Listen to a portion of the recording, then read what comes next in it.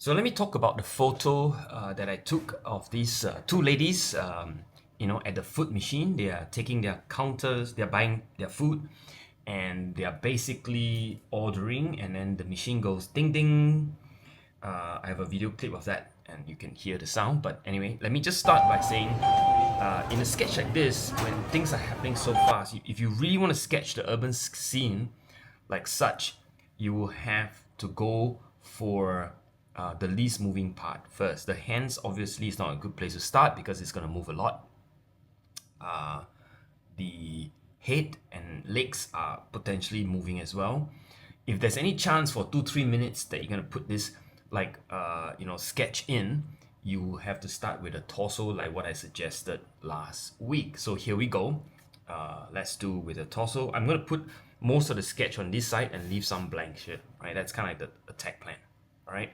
So the two ladies, here we go. The back,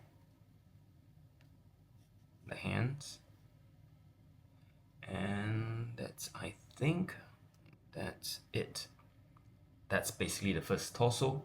Let's put the rest of the accessories in, like how I suggested it. Let's start with the leg to anchor the sketch in.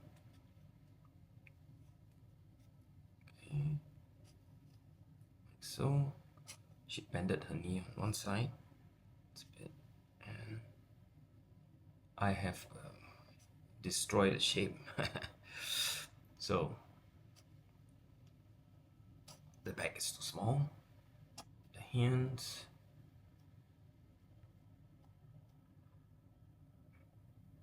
Let's put in the backs.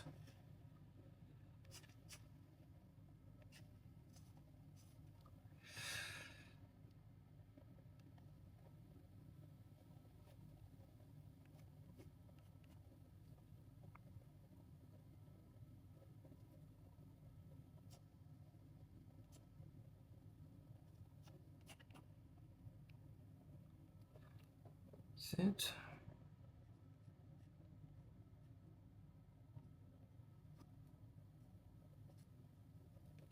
Right. That's the first figure, and the second figure in proportion and in relation to the first.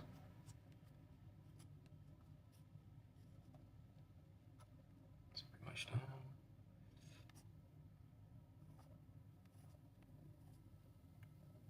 That's it. That's the second torso. Now we figure out how to put in the rest of the bags. Her watched. And the bags hanging off.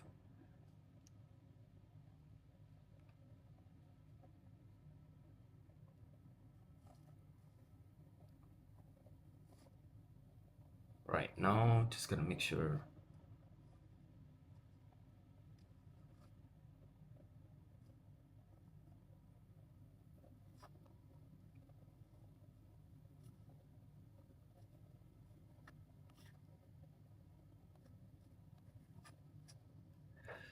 Right, I think we got the gist of it. Let's put the head in.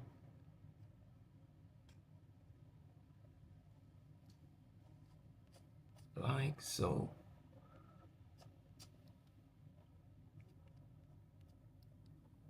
Right, machines, the contacts, right? We have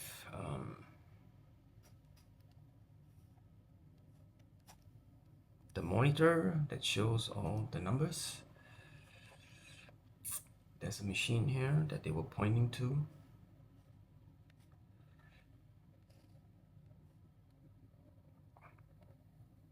And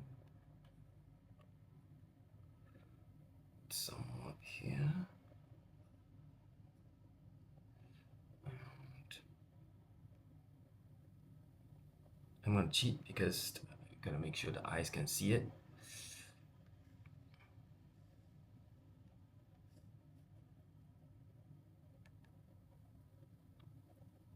And the machine goes down like this with an edge like so.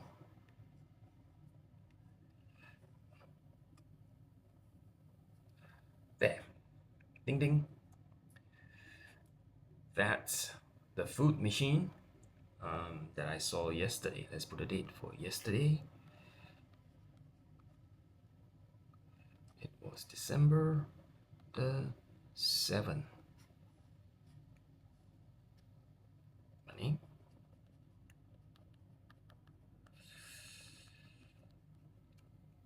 And that's it. Just some cleanup. The bag is in front. She was pointing to something. Just seeing. There was also another monitor here. Won't draw everything else. There were lines. Like so.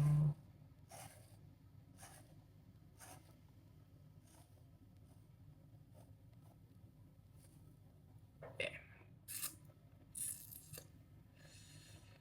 There were other lines.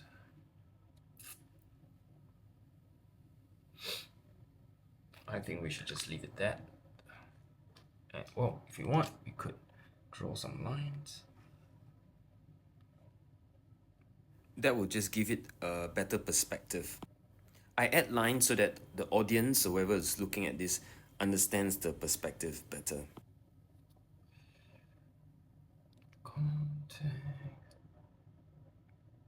How I do this is by looking at the floor, and the lines is quite obvious. You just have to copy it from the photograph. Okay, so next up is to put in colors. I'm going to start coloring. If you look at the two ladies, basically there are three shades. There are two whites. One, the lady on the right with the white t-shirts, and then the white pants on the left standing. And then the lady on the left has a beige or gray top. So it's quite easy. It's just white, gray, and black. I think I'll leave the speed of the video at normal. This is one of the slowest you will see. If you find this too slow and boring, just speed it up with a YouTube app. You can speed up to 1.5x and you will play it at that speed, which is what I normally would cut the video at. Anyway, as you can see, I'm just using a neutral gray, neutral tin, I think that's the color, Daniel Smith, and I use that all around where I think it's grayed out. So I use it at kind of like stating the value, if you like. If you get the value right, you pretty much, your eyes will see the light, so to speak.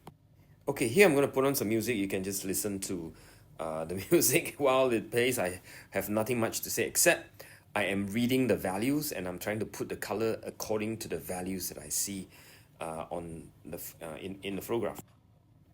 Oh well, I couldn't get music to load up. Anyway, so I will just continue to talk. There should be no problem with me talking. All right, so what I'm thinking now is I'll put in some of the brown or wood color for the bag. You know, in urban sketching, it's not just the figure that is important, but sometimes it's also the context. In this case, the story I'm trying to tell is two ladies at the food machine in Changi buying food, and then there's all this ding ding sound at the back, and it's an experience as you're exiting Changi and you come to the food court. This will be something that you experience. And as you can see, I'm just loading up the wet on wet. The first layer was very light. The second layer that I put in has got a more mean amount of pigment to it. I use quinacridone gold, and then at the back I use quinacridone burnt orange to darken up the spots, if you like, to kind of give it a staining look. If you don't load it wet on wet, you will not get the texture, and therefore you may not be able to articulate the shadow in its sort of gradated form, if you like. I use the same warm tone and I put it into second layer of the base of the structure, whatever that is, the food machine, I call it. Just remember that to read the values of the scene. I use a 1 to 5 value scale, so I'm a bit more approximate. Some artists like to use 9 scale, which is a lot more accurate and therefore better representative of the reality. But I mean, for urban sketching and for approximation, you don't really have to worry too much. I use a bit of Carbozelle Violet. You can see the tinge of purple there, and that gives it a bit of a warmer look, if you like. Okay, at this point, I'm ready to put in colors for the bags and the hair and whatever else that are sort of, accessories to the torso.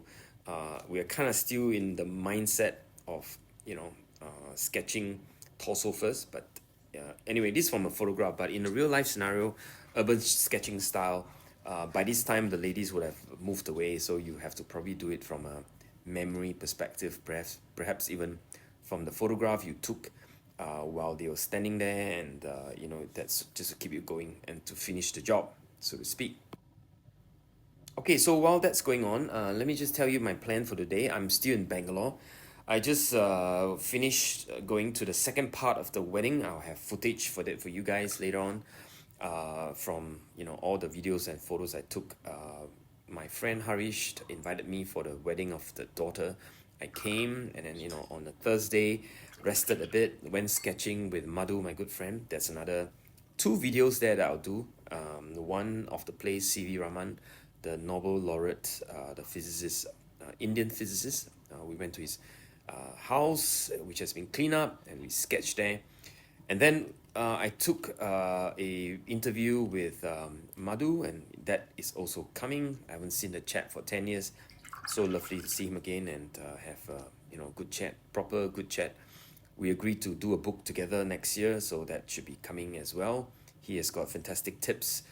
He was sharing it with me, and I think we should share it with a wider audience. So that should come sometime next year.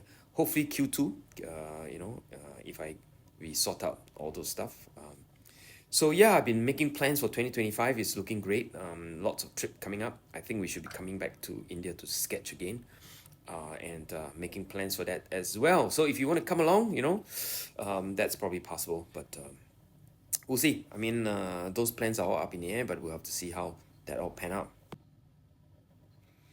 Okay, so as you can see, the sketch has got all sorts of colors being thrown in now. Yellow, red, and I'm trying to put in a bit of the gradation to simulate the shadow part of the bags. There's a little small bags on the far side of the lady in the left. I'm going to leave that out. It doesn't make sense to put in everything. Even in urban sketching, it depends on what the story you're trying to tell. You don't really have to put in every single details into your sketch. I mean, it's possible if you want to do that, but when the sketch is so small, this is slightly more than A5, you really do not want to mess it up by tinkering on the smallest of the smallest stuff, where you're majoring on minor, where you've missed the big picture. And so that's why I always sort of say it's very important to get the big picture right. And if you run out of time, at least the big bold shapes and picture tells a good story. And you can kind of end there too. It helps with the storytelling if you have got that broadened shape already put in. So next up is the computer screens. Put it in blue. I do not want it to have a flat wash. I sometimes intentionally have a uneven wash, and in reality, if you see most things in life, they are uneven in nature. They are not going to be even wash, unless you're doing illustration or comic or some kind of a flat wash. In that case, you probably use a flat wash. Otherwise, gradated, disturbed washed, a wash that is not even is probably one that is called for.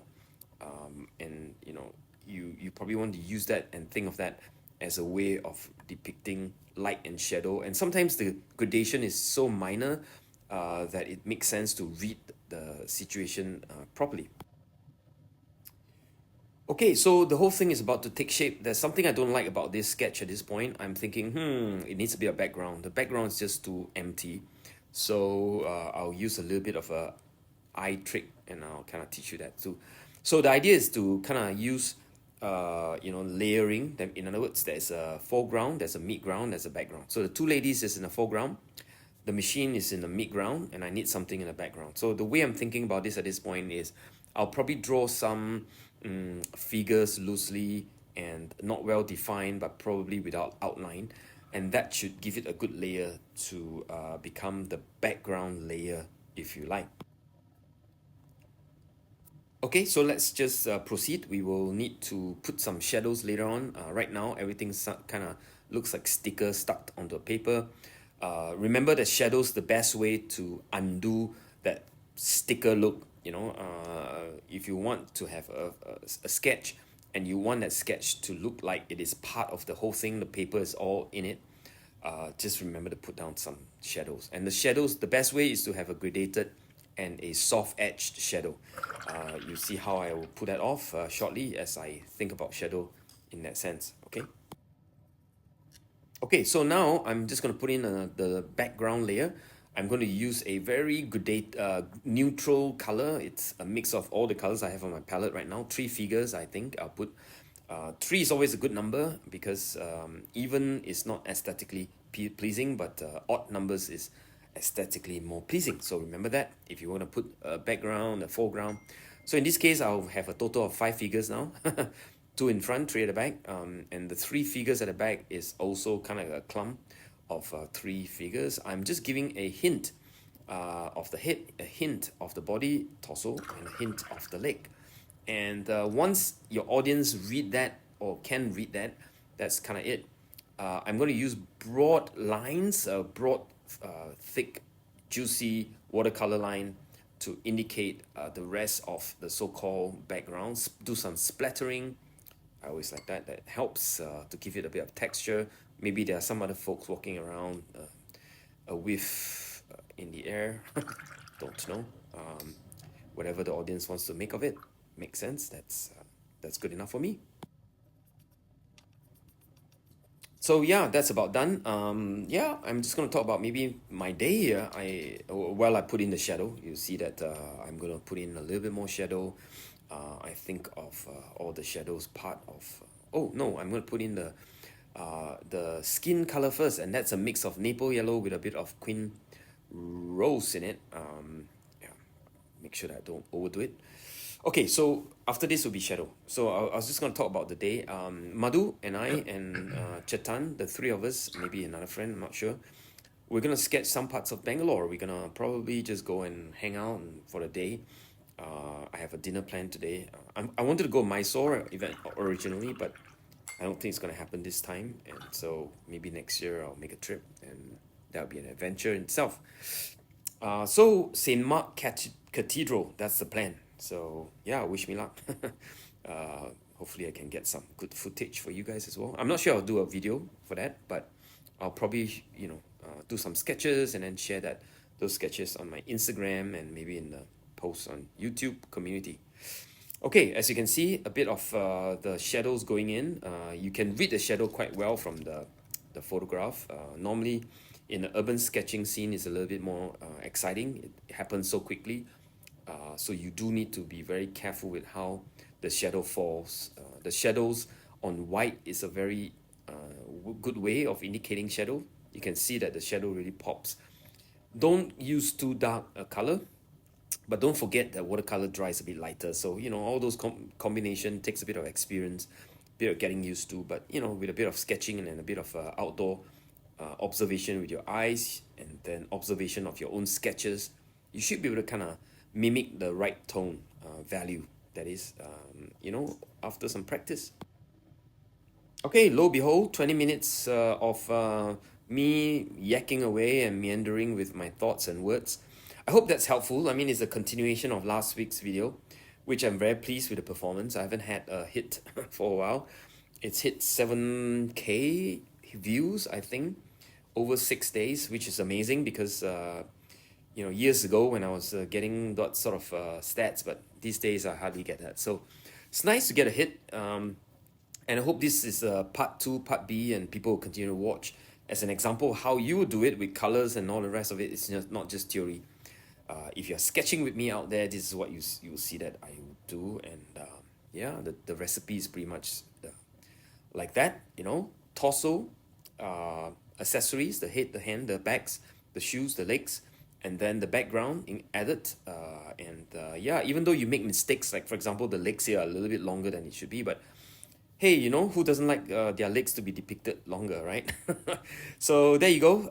I hope you have a good day. Stay safe wherever you are. And this is a We Take Out for this week while I go sketching after this. And yeah, I hope that you enjoy this episode. So my final output looks like this, right? So bye for now. Take care.